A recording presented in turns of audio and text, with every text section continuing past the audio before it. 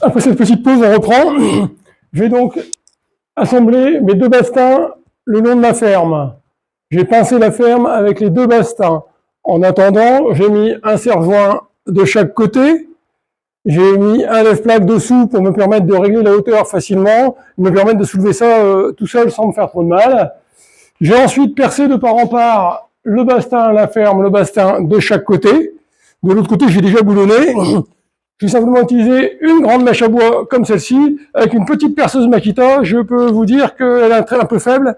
Ça n'a pas été très très facile, hein. J'en ai chié un petit peu. Voilà. Bon, enfin, les trous sont faits. Maintenant, je vais simplement boulonner. Voilà. Avec les tourillons que je vous montrais tout à l'heure, hein. On va mettre ça. Un de l'autre côté, il est déjà posé. Bon, on va essayer d'en trouver un qui se visse, ça sera mieux. Voilà. Je vais donc placer ces choses de part en part. Je vais mettre dans ce sens-là, ça sera plus facile pour moi visser. Et assez fort ces petites choses pour bien bloquer mes bastins ensemble. Pour ce faire, je vais utiliser une tige métallique. Alors, on reprend. Je vais vous montrer, j'ai commencé à étayer hein, cette fois-ci.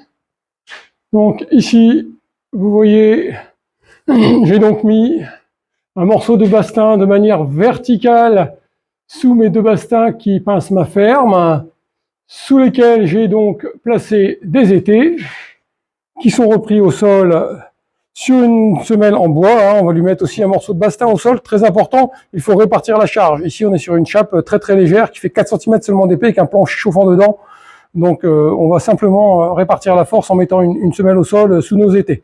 Alors pour pas que les étais bougent, je ne sais pas si on va réussir à le voir, mais vous voyez, j'ai mis une petite vis dans les trous, et de chaque côté, hein, une ici, une de l'autre côté, et ça évite du coup qu'au moment où vous allez serrer votre étai, qu'il ne se mette à tourner et qu'il sorte de son logement.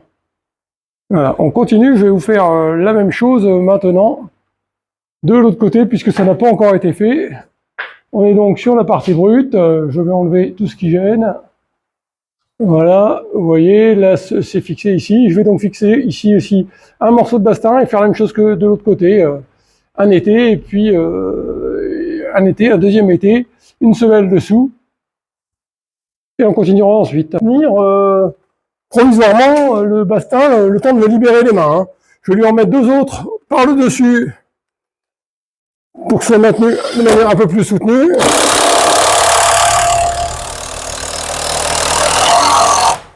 Voilà, on va lui faire la même chose de l'autre côté.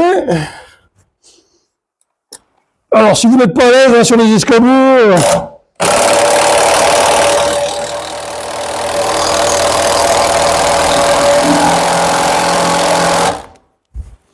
je disais, si vous n'êtes pas à l'aise hein, sur les escabeaux, etc., n'hésitez pas à bien sécuriser le truc, à faire le tour plutôt que de faire des acrobaties un peu comme ça. Voilà.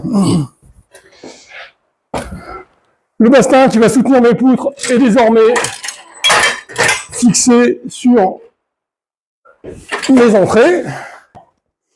Voilà. Et bien entendu, pour ne pas que mon étai tourne au moment du serrage, je vais mettre une petite vis ici et pareil de l'autre côté. Ça va avoir pour effet d'empêcher la rotation de la tête de l'étai. Et on va faire la même chose au pied. Parce que sinon, au moment de la rotation, votre étai peut simplement glisser et sortir de l'endroit où vous l'avez positionné. Je vérifie mes aplombs grossièrement. C'est pas trop mal. Voilà.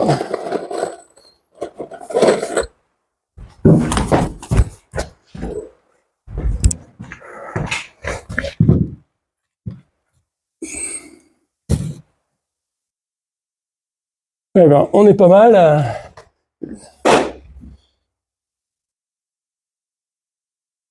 Dans ce sens-là, c'est très bien aussi.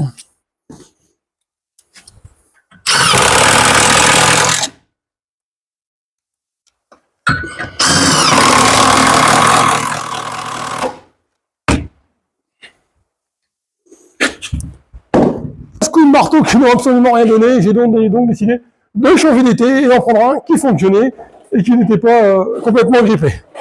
Voilà, donc maintenant, vous voyez, ça tout seul. Je vais lui faire la même chose que tout à l'heure. 2 petites vis pour le sécuriser. Enfin, plutôt 4 petites vis, 2 en haut, 2 en bas. Je vais vérifier mes aplombs avant de le visser. Je n'y suis pas du tout.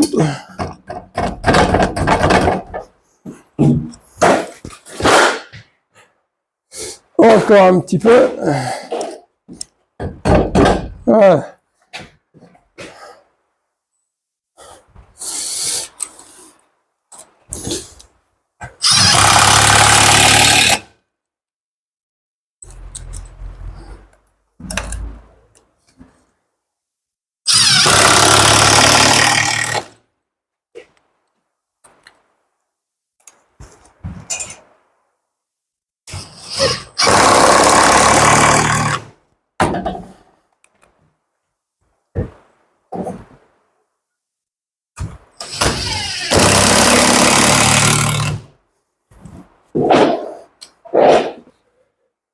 Et voilà, tout est sécurisé.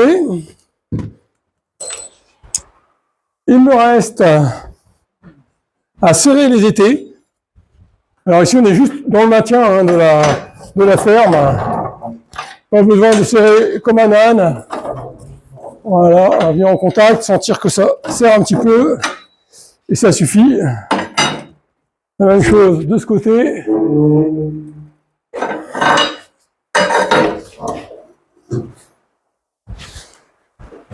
Voilà. Je ne sais pas si vous pouvez le voir, mais j'ai légèrement levé ici d'environ 3 mm la semelle de ma charpente dans l'entrée.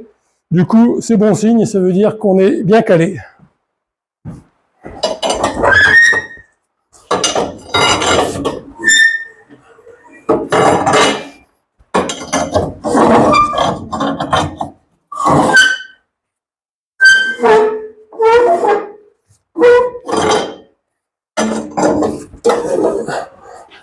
Alors, je suis désolé si je ne vous regarde pas trop, mais...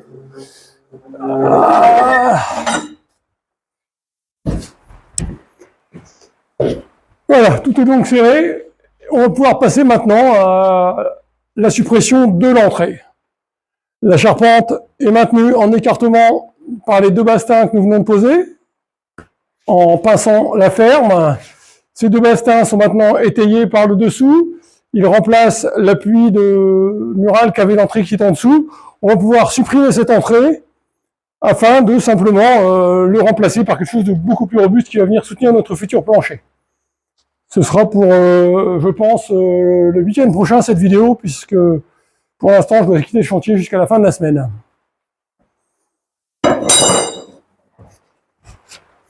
Stop.